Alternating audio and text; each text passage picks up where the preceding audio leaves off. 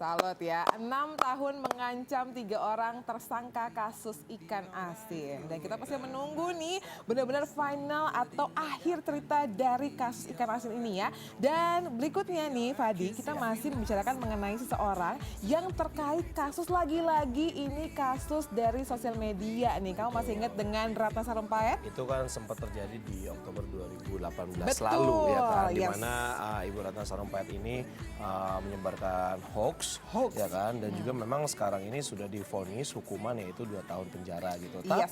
Tapi katanya Ratna Sarumpait sendiri ini merasa lega karena hukumannya memang lebih kecil dibandingkan hukuman yang memang sebenarnya diperkirakan seperti itu.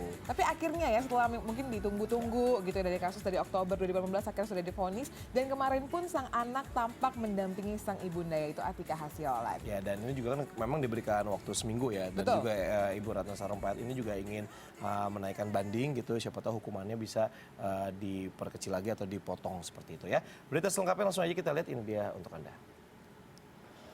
Menyatakan terdakwa Ratna Sarumpait tersebut di atas telah terbukti secara sah dan meyakinkan bersalah melakukan tindak pidana menyiarkan pemberitahuan bohong dengan sengaja menerbitkan keonaran di kalangan rakyat sebagaimana dalam dakwaan alternatif ke-1. 2. Menjatuhkan pidana kepada terdakwa Ratna Sarumpait oleh karena itu dengan pidana penjara selama 2 tahun. 3. Menetapkan lamanya masa penahanan yang telah dijalani terdakwa dikurangkan seluruhnya dari pidana yang dijatuhkan. Nasib Ratna Sarumpait akhirnya diputuskan melalui tangan Majelis Hakim Pengadilan Negeri Jakarta Selatan dengan menjatuhkan vonis 2 tahun penjara kepada aktivis berusia 69 tahun itu akibat kasus penyebaran berita bohong alias hoax. Mendapat vonis 2 tahun kurungan penjara, Ratna sangat berterima kasih akan hal itu. Mengingat sebelumnya, jaksa penuntut umum menuntut ibu dari Atika Hasyolan itu dengan hukuman pidana 6 tahun. Anak saya tadi, saya berterima kasih tidak seberat yang didakwakan oleh jaksa penuntut umum.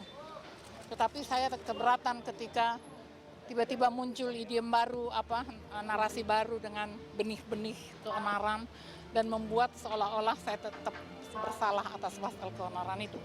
Menurut saya enggak. Jadi berjuanglah untuk membuat negara ini.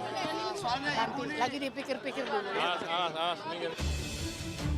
Ratna dianggap bersalah telah menyebarkan berita bohong yang menjadi pemicu keonaran di ruang publik pada bulan Oktober 2018 lalu.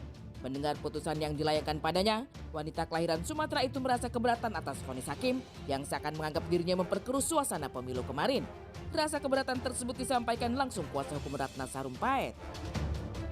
Kalau menurut kami memang keonaran itu sendiri tidak pernah terjadi. Sementara pasal 14 ayat 1 itu memang keonaran itu harus benar-benar terjadi. Saya pikir mungkin publik juga mengetahui bahwa benar-benar dalam kasus ini tidak ada pernah terjadi keonaran. Bibit-bibit keonaran seperti yang disampaikan dalam pertimbangan hukum itu tadi, itu tidak bisa dianggap sebagai keonaran. Pasal 14 ayat 1 itu tidak mengenal adanya bibit-bibit keonaran. Justru pasal 14 ayat 2. Itu keberatan kami dengan pertimbangan hukum. Tak serta-merta mengamini vonis yang dilayangkan pada Ratna Sarumpait, sang kuasa hukum nantinya akan melakukan diskusi bersama Ratna. Apakah nantinya Ratna akan melakukan banding atas vonis yang dijatuhkan atau sebaliknya menerima hukuman penjara tersebut? Berbicara dengan Ibu Ratna Sarumpait, kami tentunya akan memberikan pertimbangan terhadap Ibu Ratna Sarumpait terhadap vonis ini.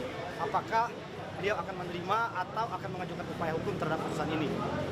Dan mungkin dalam waktu hari Senin mungkin kami akan menentukan sikap terhadap putusan ini.